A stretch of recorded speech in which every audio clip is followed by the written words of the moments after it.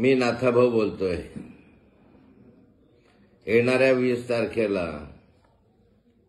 महाराष्ट्र विधानसभेची निवडणूक आहे। या निवडणुकीमध्ये रोहिणीताई खडसे या तुतारी वाजवणारा माणूस या चिन्हावर उभे आहे। माझी विनंती आपल्याला राहणार आहे की यापुढे मी निवडणूक न लढवण्याचा निर्णय घेतलेला आहे।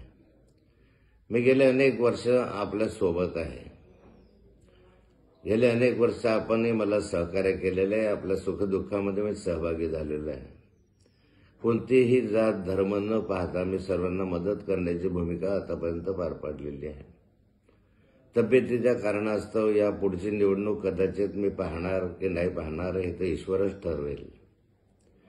कारण पुढच्या निवडणुकीमध्ये मी असेल नसेल, पण या निवडणुकीमध्ये मी आपल्याला विनंती करणार आहे की रोहिणीताई या निवडणुकीमध्ये उभ्या आहेत। आपण मला जसं सहकार्य केलं तसंच रोहिणीताईंना सहकार्य करावं आणि रोहिणीताईंना प्रचंड मताधिक्याने निवडून आणावं ही विनंती।